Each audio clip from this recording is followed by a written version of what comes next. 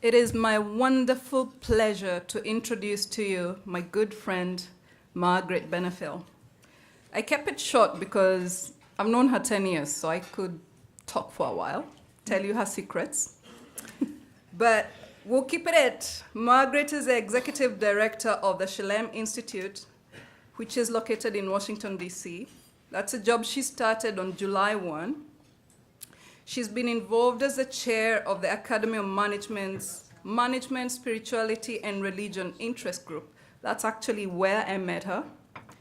She also serves as co-chair of the Christian Spirituality Group of the American Academy of Religion and has held various leadership roles in Spiritual Directors International. At 10 o'clock this morning, she was speaking with a group of spiritual directors locally. Over 1,000 executives, managers, and other leaders have participated in her seminars and courses. So we'll add 66 to that number. Author of Soul at Work and The Soul of a Leader, and co-editor of The Soul of Supervision, Dr. Benefiel has also written for the Leadership Quarterly, Management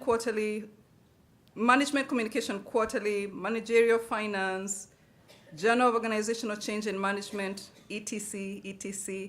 In other words, she's really a good scholar, and I look up to her. She lives with her husband, Ken, in Washington, D.C., and she enjoys hiking, cycling, reading novels, and scuba diving in her free time. In fact, she got to scuba dive in my country a year ago or so. So join me in welcoming Margaret Benefiel, who I am sure will be a treat for us.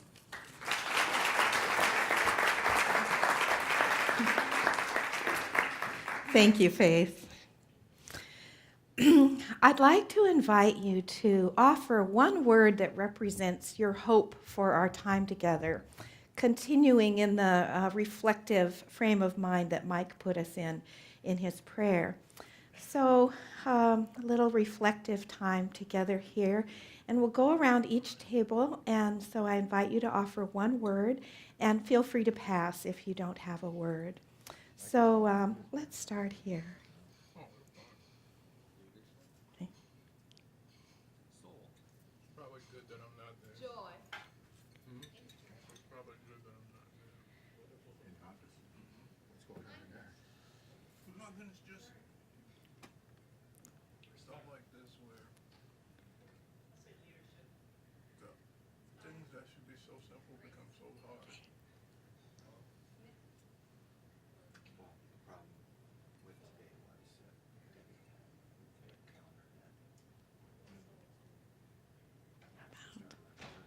Oh, really?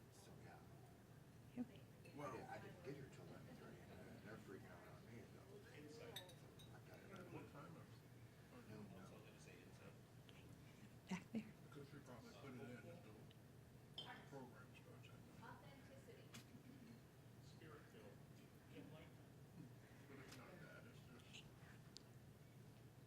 last night, Polycom didn't go off because there was no communication with the people in Sioux Falls. Yes, sir.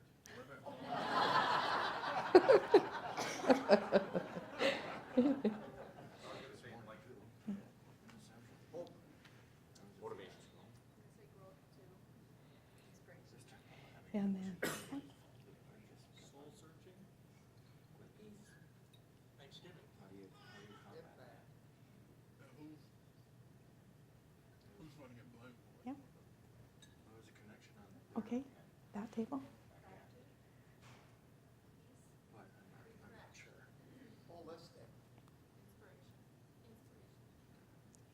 And you all went, so, okay. Thank you. Thank you. I'd like to start with a story from my own life. Years ago, I was in a job that was my dream job. I was doing exactly what I wanted to do. I had wonderful colleagues. We worked very well together. We would get together and dream, and there was a lot of creativity and energy and synergy when we got together. And we were delivering programs that were working very well. We were teaching at a theological school. The students were thriving. We were seeing transformation. And then things started to change. There were financial pressures, and there was a merger with another institution. And we were asked to do more with less, and we were asked to do things in a way that we didn't feel was consistent with our values and the values of the institution. And so we started to say, oh, this is bad. We'd get together, and instead of the creativity and energy and synergy we'd experienced before, when we'd get together, we were so exhausted that we couldn't be creative or resourceful when we got together. And we got into blaming and complaining mode. So whenever we were together, we'd be blaming and complaining. And I was chosen as one of the representatives to talk to the people who were making these decisions about the institution. And we found that they weren't open to our suggestions. And so I was getting more and more frustrated. And because I was in blaming and complaining mode, my way of being wasn't very helpful. And I found myself talking about the people who were making these decisions, or even talking to them and saying, you're not creative, you're not resourceful, you're not being true to our values, you. And you may have heard the saying that when you point the finger, 3 fingers are pointing back at you. And one day I looked in the mirror and I said, whoa, I'm not creative anymore, I'm not resourceful, I'm not being true to my values. And so that made me stop and say, and I felt like I was losing my soul. And for someone who was teaching spirituality at a theological school, that wasn't a very good place to be. So I will come back to my story at the end and tell you what I did. So I want to talk today about the soul of leadership. All of us find ourselves at times losing our souls. And I want to talk about some of the ways that I have found that people have brought their souls to their leadership. I traveled around and interviewed people, and then this comes out of the book, The Soul of a Leader, that I wrote. And I have a gift copy for each of you when you leave today. So these are some principles that I discovered. And so I'll talk about most of them today, and mostly with illustrations from the book, with a few illustrations from other places, and then you can read the book if you want to know more. So this is the outline of the book, the chapter titles. And so first, choosing the path. I found that people who led with their souls had to make a conscious choice at some point about how they would choose the path of soulful leadership. And one aspect of this was following the heart, was listening to their heart's desires and what was it they really wanted to do. So I'll tell you the story of Rabbi Samuel Karff. Rabbi Karff found himself as a patient in the hospital in Houston. He was a retired rabbi. And he noticed from his hospital bed that the frontline caregivers seemed burned out. Their heart wasn't in their work. They weren't getting along very well with each other. They weren't delivering very good patient care because they were so burned out and exhausted. And he thought, it shouldn't be this way. I want to do something about this. He said, I think most people go into healthcare because they have a sense of sacred vocation. They want to serve, they feel called, they want to be healers. So when he got out of the hospital, he went to the administrator of a different hospital, one where he had worked as a chaplain before he retired. And he said, I wonder if you have this problem in your hospital too. And so the CEO, the administrator said, yes, we do have this problem. He said, could I try a little experiment? I'd like to try something that I'll call the Sacred Vocation Program, getting people together to talk about their sense of calling and why they got into health care.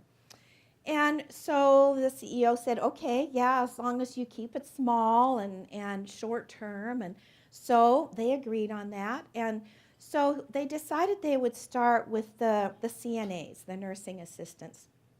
And so Rabbi Karf got a group together. There were 12 of them.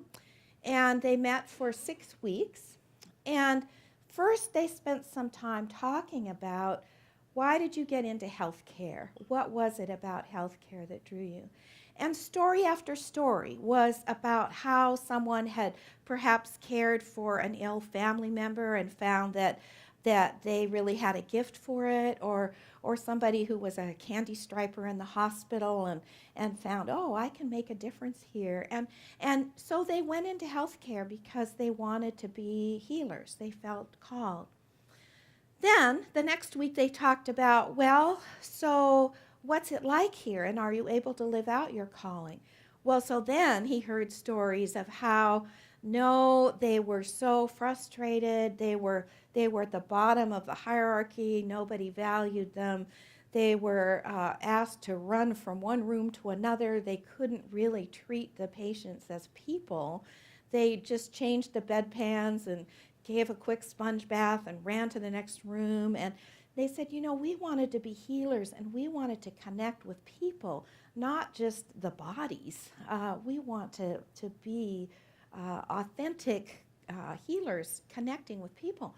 So then they spent time talking about how could they restore that sense of sacred vocation and how could they support each other. And so they did things like reflecting on if they were on their deathbed, what would they like to look back at on their lives, what kind of person, what kind of healer would they like to have been. They spent time toward the end coming up with the values that they wanted to commit to, and they took a sacred vocation oath at the end that was their commitment to how they wanted to live and who they wanted to be as caregivers. And then at the end of the sacred vocation oath, they said, nobody can take away my power to heal. Nobody can take away my power to heal. So then Rabbi Karf went back to the CEO and said, okay, they're back in touch with their sense of sacred vocation. They're supporting each other. They're ready to go. Now I want to do a phase 2 because I want to address the structures and processes here that got them burned out in the first place.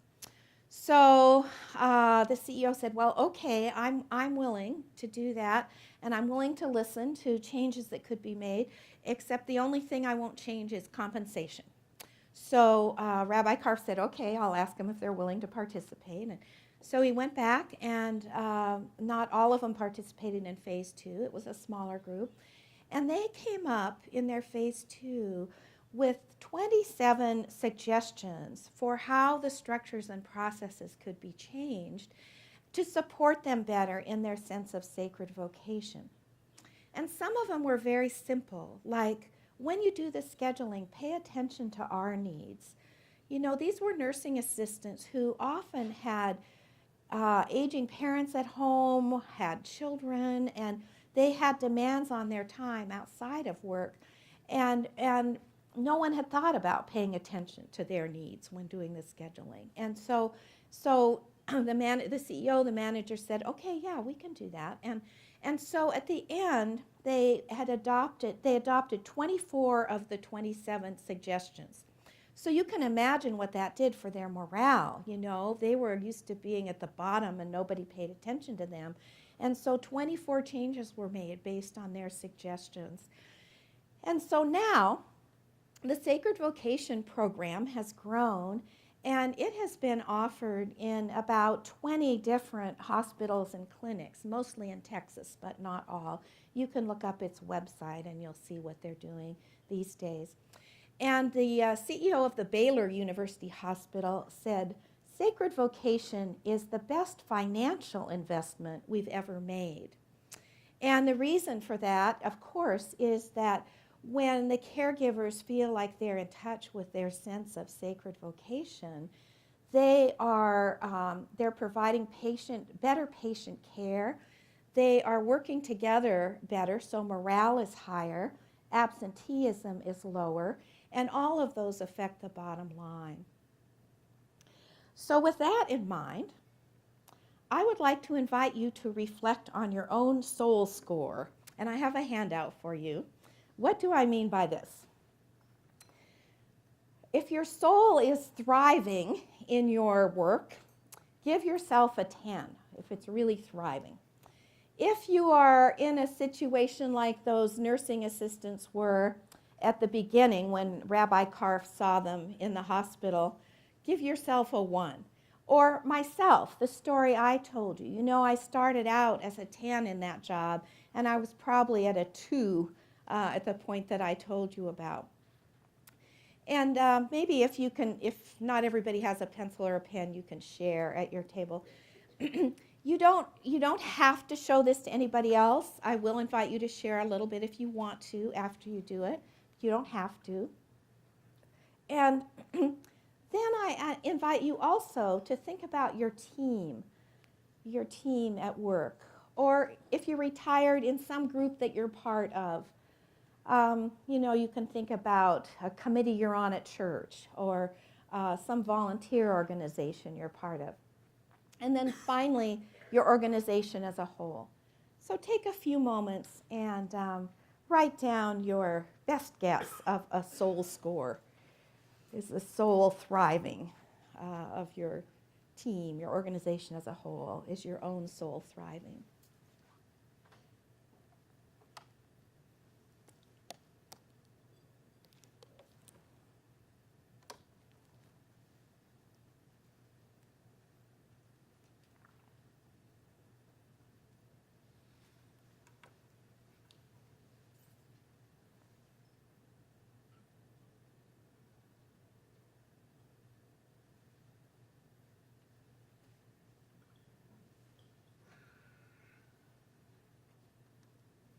And you don't have to hand this in. This is yours to take home.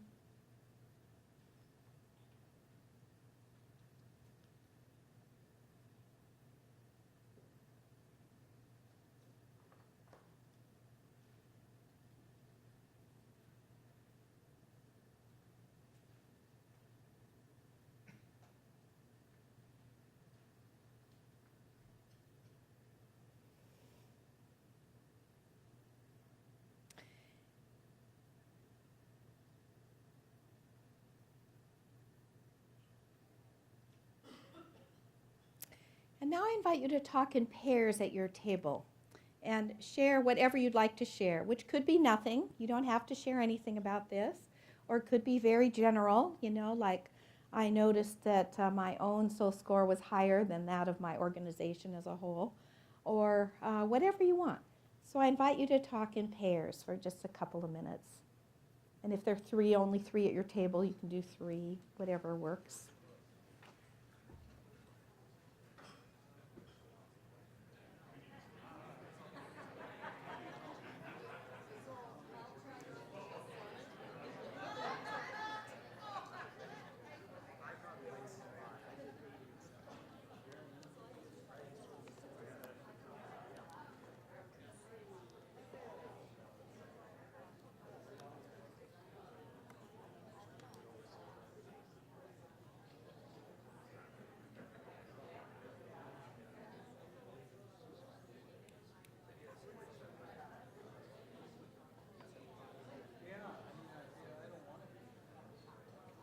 See the uniforms that the Bills and the Jets wore last night?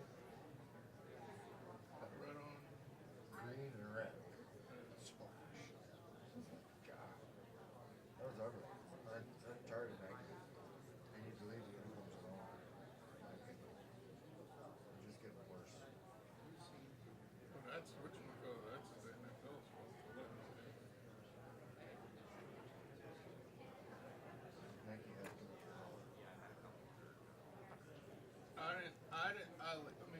The Jets have worn those green on green. The Bills. It's a different jersey though. Oh, really? They had stripes like the helmet on the jersey versus the large white. Oh, okay. They weren't vintage. They were something completely different.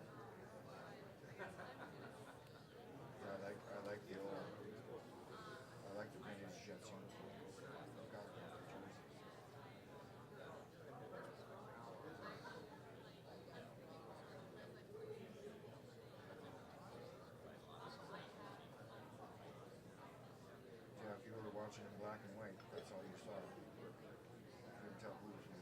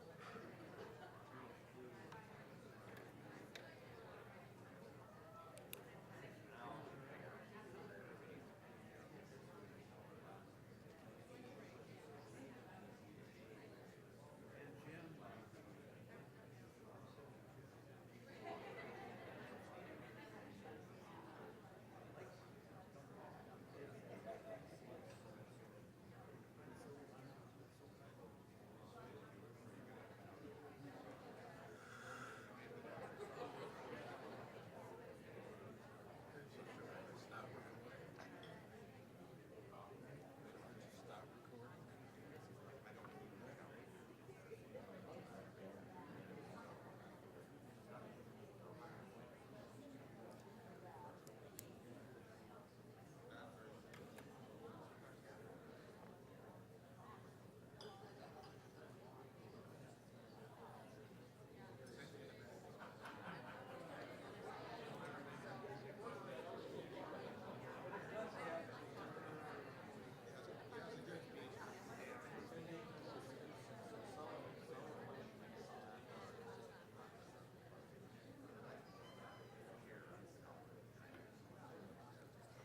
Take another minute to finish up. Take one more minute.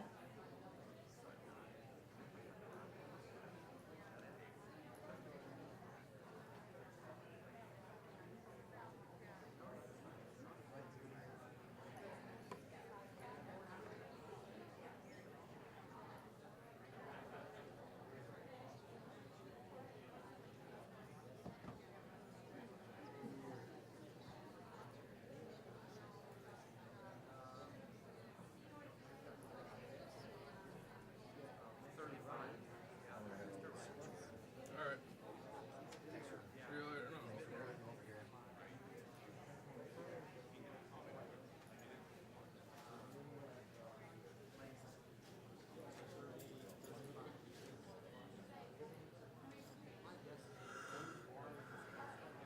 I'm gonna have one set for all the microphones. Okay. Is there anything I need to do up there when we're done? Shut the computer off if you want. That computer up there? Yeah. If there is a problem with audio, wires 3 and 4. And now take a moment to return to the group. What'd you say? They're using 3 and 4. Okay. If you need to adjust it, press the button again. And now I'd like to invite you, if there's anything you'd like to share about that with the whole group. And again, totally optional.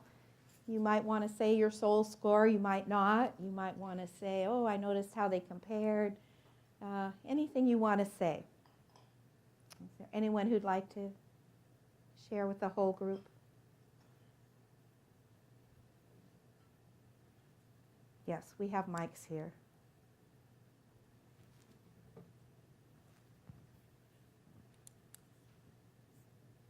Anybody?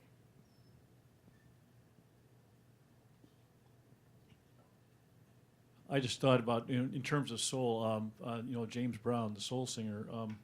It's just the thing always took from him that was so cool was that there's that one song he did that every time he'd fall down, and people would come and they'd say, he'd get back up again. Mm-hmm. And I think that's how I'm going to keep my soul.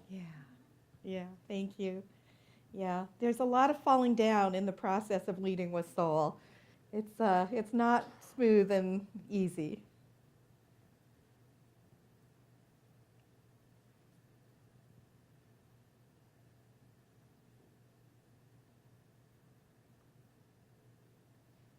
Anyone else?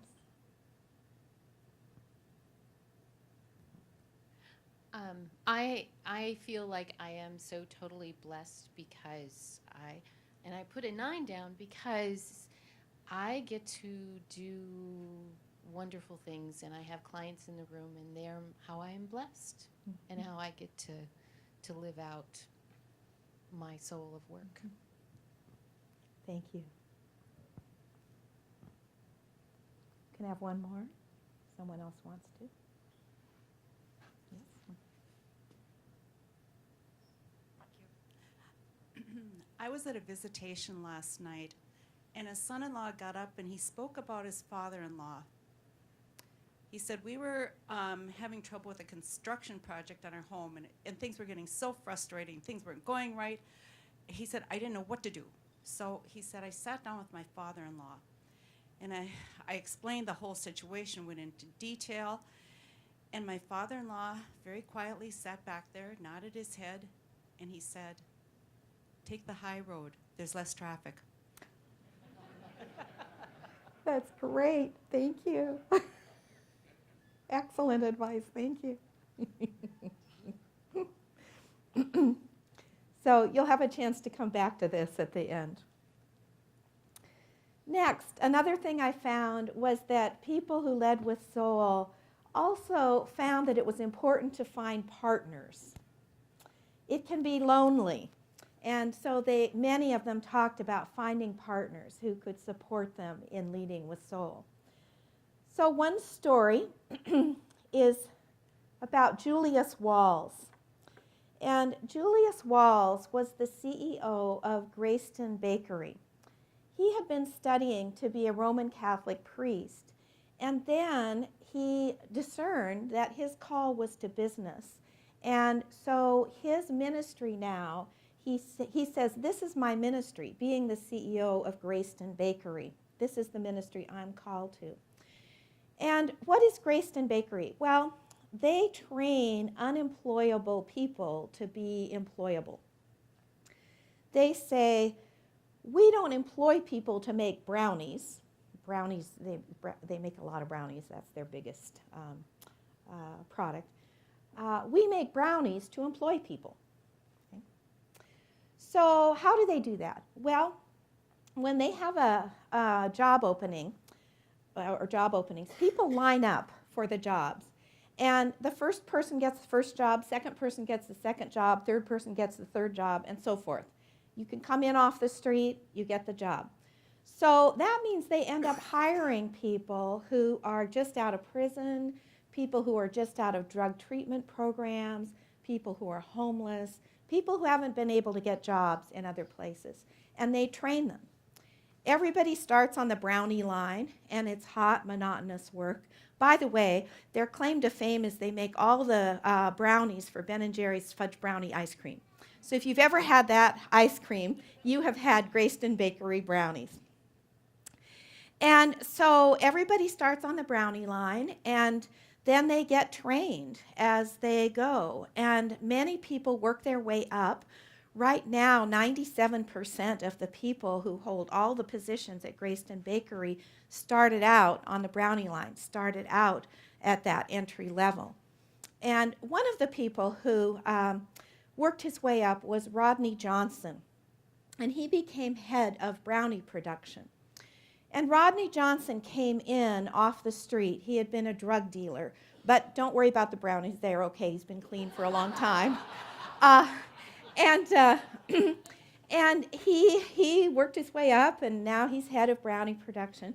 And when he is asked, you know, didn't you make a lot more money as a drug dealer? Why would you want to do this work? He says, well, yes, I made a lot more money as a drug dealer. He says, but I got tired of hiding out from the police all the time. I got tired of being in and out of jail. And he says, most importantly, I have a daughter, and I want to be able to look her in the eye and say I'm doing something that contributes to society. And so there are many Rodney Johnsons at Grayston Bakery.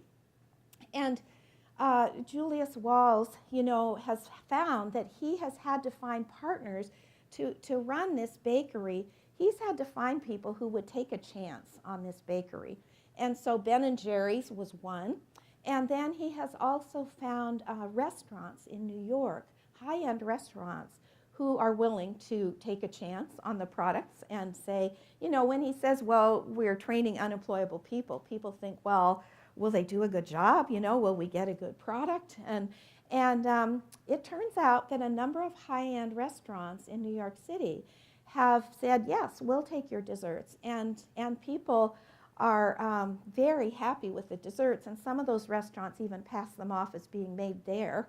And so Grayston Bakery has been quite successful. And the finding partners has been a really important part of that. Then daring to dream. Jean Quinn moved to Dublin, Ireland, from her home city of Cork, and because she was going to school, she was getting further education, and she discovered that there was a big homeless problem in Dublin. She hadn't even known that there were very many homeless people in Ireland. And when she saw that, she said something should be done about this. And so she, like other people I interviewed, dared to dream that she could make a difference. She started out by working with an agency that worked with homeless people. And she found that she would help people get into housing, and then 6 months later they'd be back on the street because the deeper issues that had gotten them homeless in the first place weren't addressed. And she said, I want to do something different. So she started Sophia Housing, and her dream was to have a community in the heart of Dublin where people who had been homeless could live with people who were committed to this ministry. They would form a community, and they would address some of these deeper issues.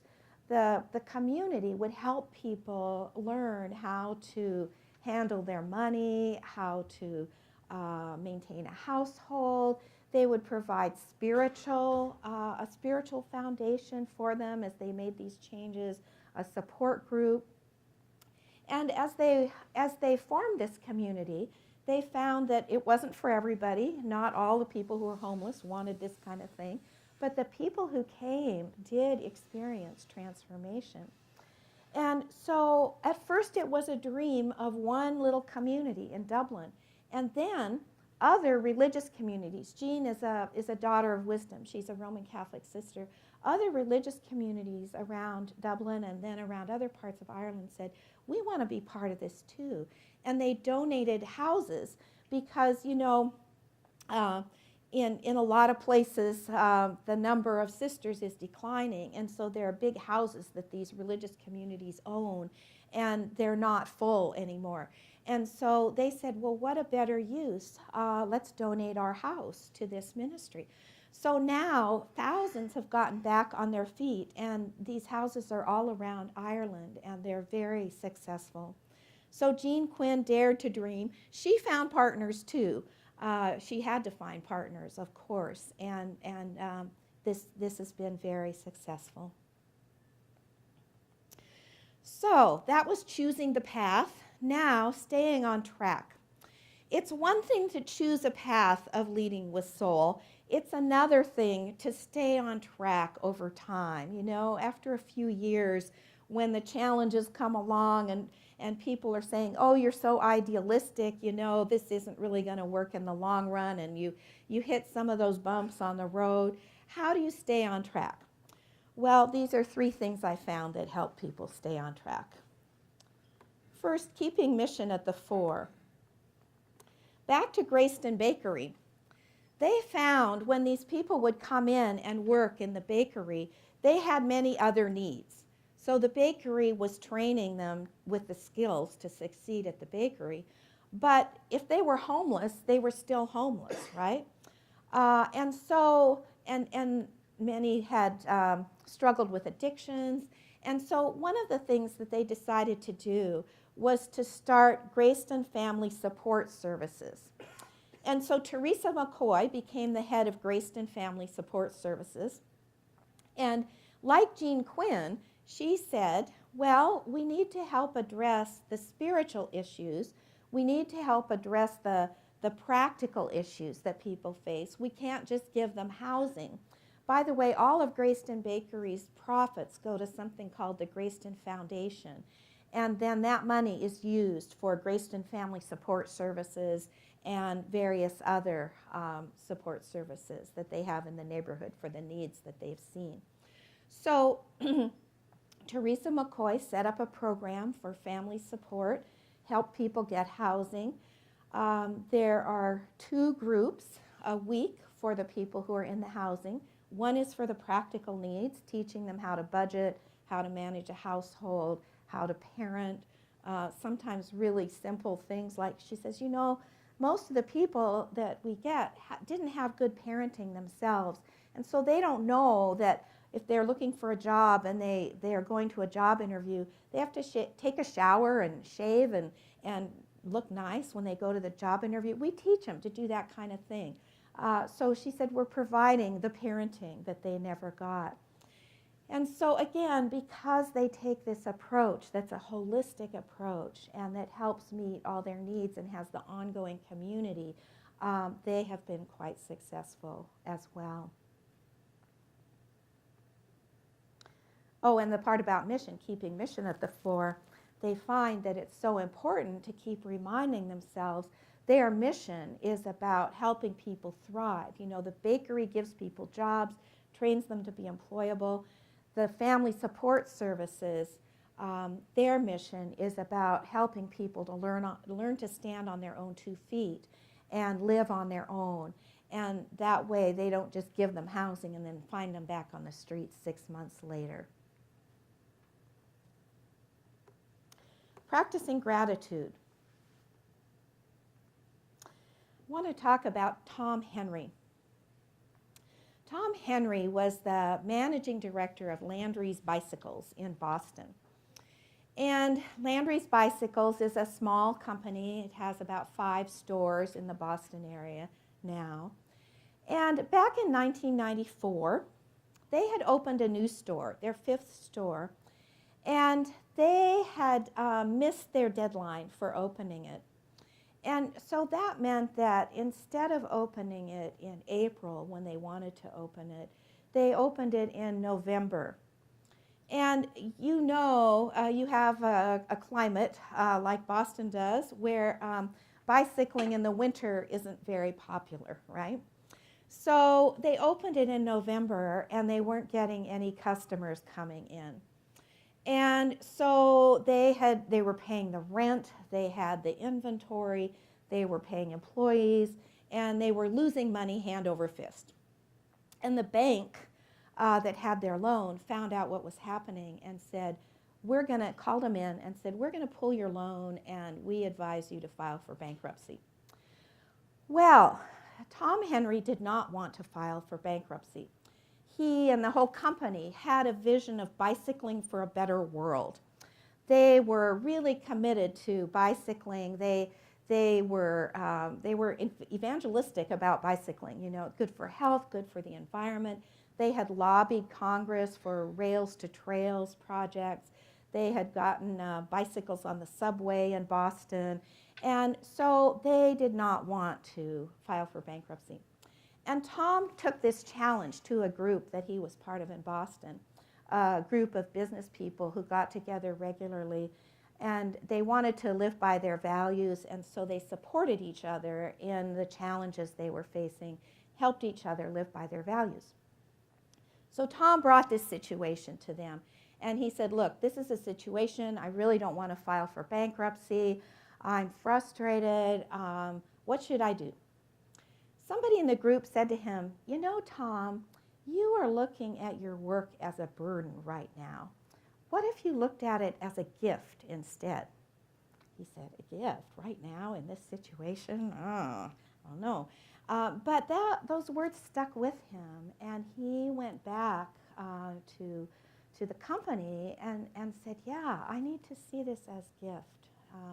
And he says, I started beating that drum. I started singing that song of saying, you know, we should be grateful. Our work is good work. He says, there's no better work in the world than our work. There's other good work, yes, but there's no better work in the world than what we do. And so people started to catch that vision. He said, you know, we need to view each other as gift too. And we need to be grateful for each other. So it was time for the annual company retreat, and they went ahead and went on their retreat. And he said, let's spend time being grateful for each other. And we'll go around the circle and we'll each express gratitude for each other, things that we see in the person that we're grateful for. And people loved it and said, wow, we should do this more often. And so he started to include it in the leadership training and say, you know, when a customer calls and complains, thank the person, be grateful. When your colleague comes over and says to you, there's a complaining customer who wants to see you, thank your colleague for that. And he says, because we can learn from that. And you know, there are, for every one customer who complains, there's 7 who vote with their feet and never say anything, and they don't come back. So this atmosphere of gratitude started to permeate the company. And so the whole atmosphere shifted. And so what happened about the money? Well, the bank did pull the loan. It was $40,000, which was a lot of money 20 years ago for a small company. And Tom said, I'm going to ask my friends to lend money. And he didn't have rich friends. He went around and asked people, told them the situation, said, I think we can turn this around. Will you take a chance and lend us money? So one person lent $5,000, which was her life savings. Another person said, well, I just inherited some money from my father, actually stocks, and it was $5,000, and I'll lend that to you, and so forth. And he got the $40,000. Because they were practicing gratitude and had such a shift in their culture, they were able to turn it around, and when the season came around again, they made up the difference, and he was able to pay people back within 9 months. So this has become foundational for the company. They practice gratitude at all of their staff meetings, and he says, you know, I can go into a store and pretty much tell if they have this culture of gratitude, if they're thanking each other, I can pretty much tell that store is going to be successful financially when I get the monthly reports. And so they found that it makes a real difference in their bottom line as well. Excuse me. So they shifted the culture, and the gratitude has made their company more successful. Then I'd like to go on to the last section, persevering to the end. So first, breaking the cycle of violence. You know, there's obvious violence that can happen when, you know, we hear stories of violence and somebody breaking into a place and shooting people. There's also another kind of violence that can happen with bullying, with disrespect, and how can those, whatever kind of violence, however it manifests itself, how can that be transformed? So I'll tell you the story of Jenny Nelson. Jenny Nelson started Sisters of the Road Cafe in Portland, Oregon. And again, this is work with homeless people. And she had worked for another agency and had interviewed people about what they needed. And she heard again and again, what we need from the women, what we need is a safe space for women and children. And so she started Sisters of the Road Cafe. And it's a little cafe where people can come for lunch. And nobody gets a free handout. Everybody works for a meal or pays for a meal. It's very low cost. And when people come in, they orient people and they say, this is who we are, and this is how you treat people here. We treat people with respect. If a fight breaks out, we'll break up a fight. You know, coming in from the street, that's a very violent culture. We will ask you to be respectful. If you call somebody a name, start bullying, we'll break that up. And then how do they enforce it? Well, they rehearse nonviolence as a staff. They say, you know, it's not easy to break up these fights, and we get scared and we start to get reactive, And we want to break up these fights in a spirit of what we're trying to live by here. Have that spirit of nonviolence and a welcoming, safe space.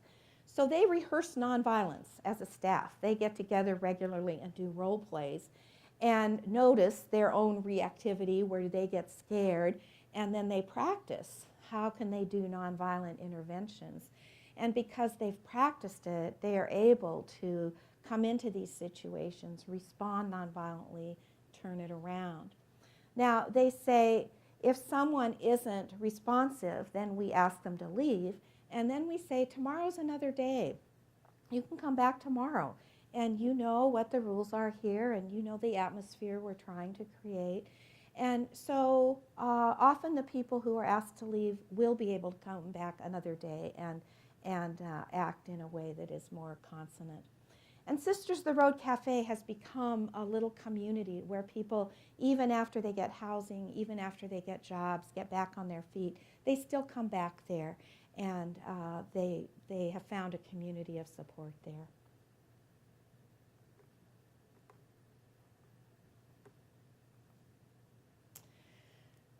Persevering to the end.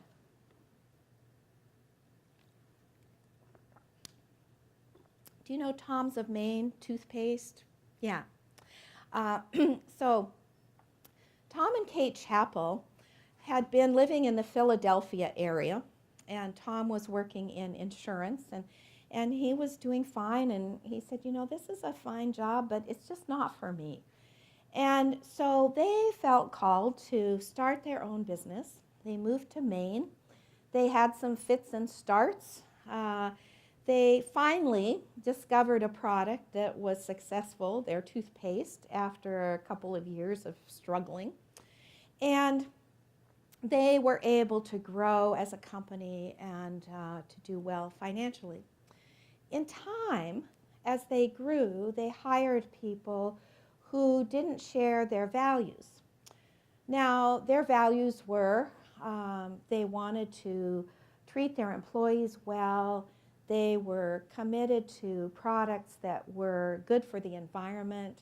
They wanted packaging that was good for the environment. And so they said they had set up their company in a way that employees were honored, they were listened to in decision making, they were paid well, and also they were respecting the environment in all of their products and in all of their packaging. Well, as these people came in who didn't share the values, they said, you know, you can make a lot more money if you package things this way. And Tom and Kate would say, well, no. And but Tom and Kate started to doubt and to say, you know, maybe we could be successful as a company and live by our values when we were small, but maybe we can't as we grow larger. And Tom was experiencing a dark night of the soul, of doubting and saying, oh, I don't know if this is for me anymore. And he decided to go to divinity school. So he went to Harvard Divinity School.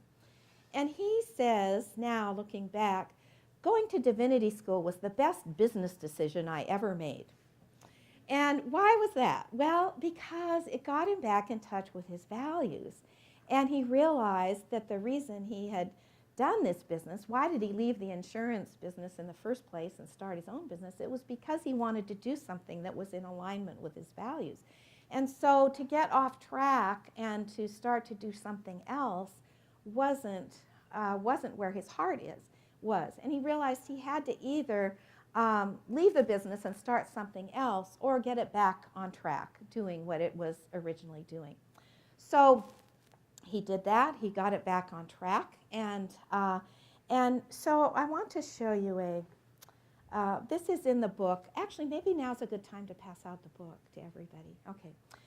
Because I know it's a little hard to see, and I'll just give you an overview because you can look at it in more depth. So he went through these ups and downs, and I think all leaders go through these ups and downs if you're in a leadership role long enough. This is something I've taken from a characterization of the spiritual life that's often used to describe the spiritual life. And I think it's also something that leaders go through.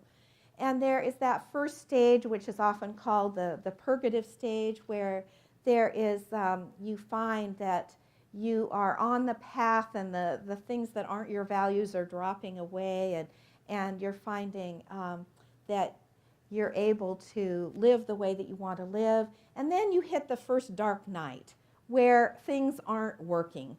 And you thought you were doing everything right, you were succeeding.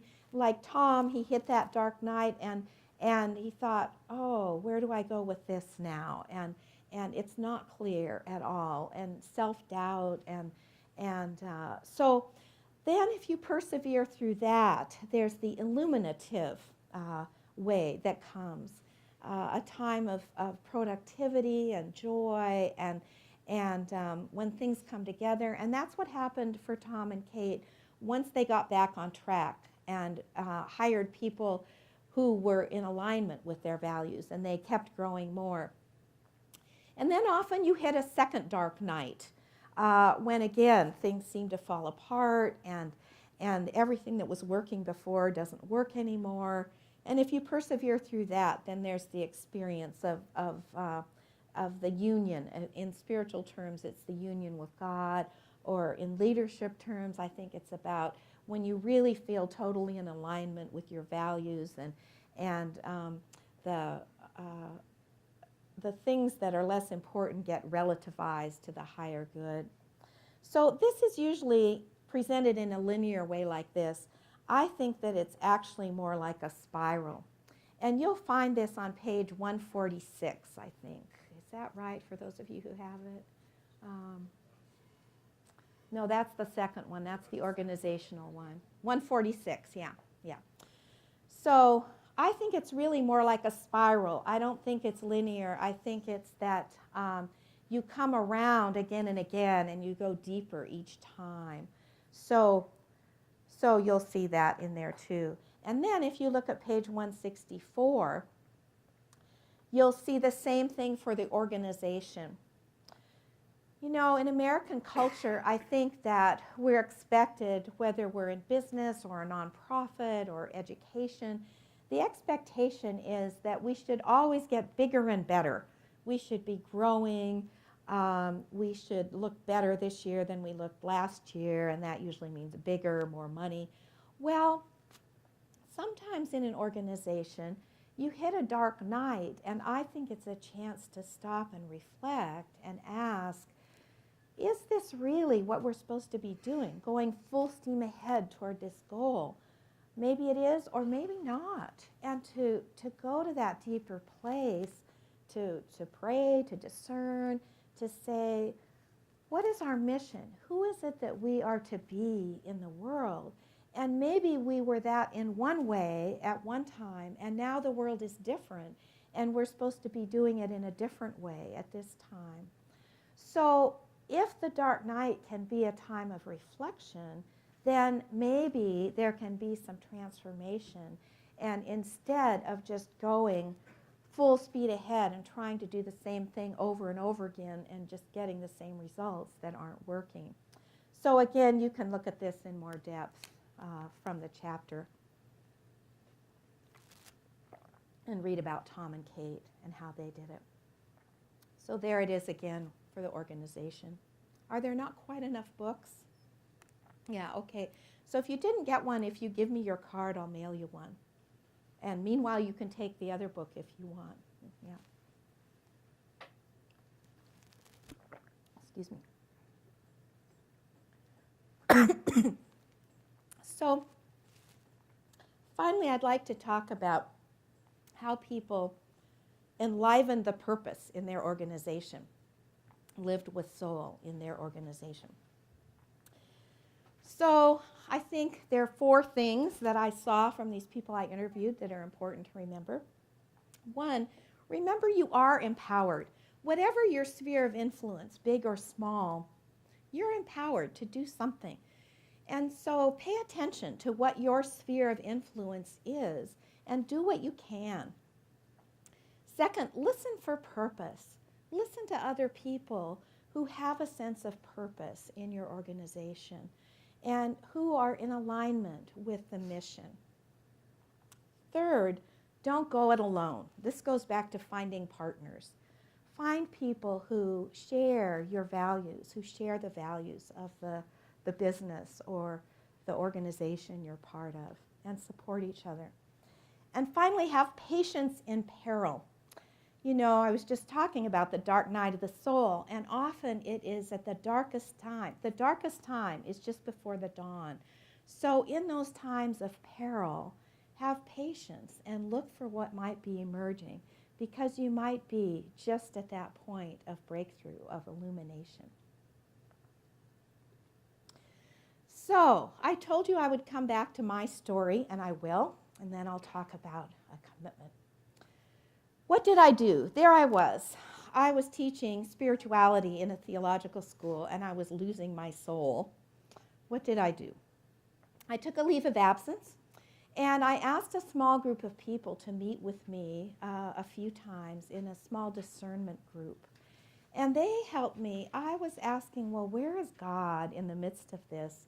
What is this saying? I think that, you know, those times when things fall apart are times that are really rich times for reflection, when the fault lines within us are revealed, and it can be an invitation to healing and growth. And they helped me see that invitation. And then as time went on, when I experienced some healing, my question was, am I healed in order to go back into that situation and offer what I can offer, because I wasn't offering anything constructive before? Or am I healed to go somewhere else? And they helped me with that discernment. And what I ended up doing was going back just part-time and then doing something else in another place. And that was a way that I could maintain my spiritual grounding and offer something constructive in both places. So I invite you to close by reflecting on some commitment that you'd like to make to yourself or to somebody else as you leave today. Maybe you want to go back and look at your soul score and say, oh, I'd like to try to up that a little bit. How could I do that? Or maybe you want to think about the heart, following the heart, or dreaming, or mission, gratitude, nonviolence, dark night, or how to enliven your organizational purpose. So take just 1 minute, and if you want to jot something down, it's on the other side, so turn over the side, the soul score, and you'll see this on the other side. So take just 1 minute and jot down any commitment you'd like to make.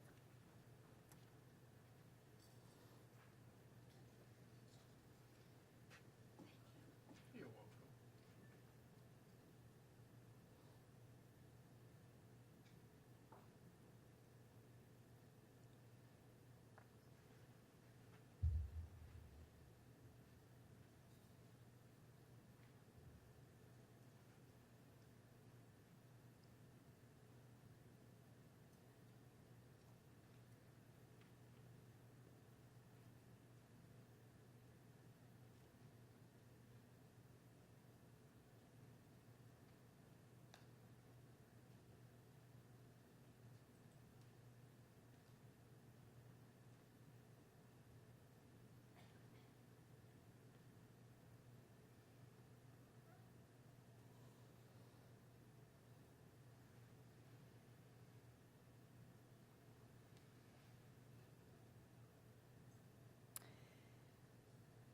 And now I invite you to close the way we opened with one word, and this time one word that represents what you take away from today.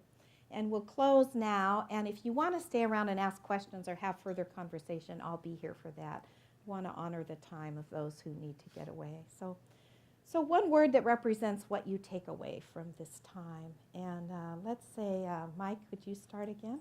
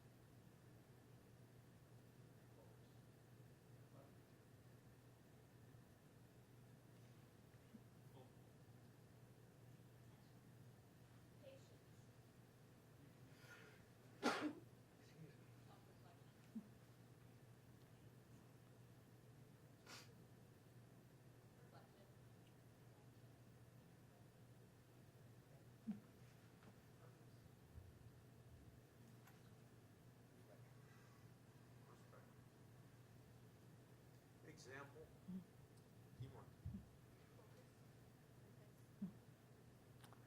Let's see.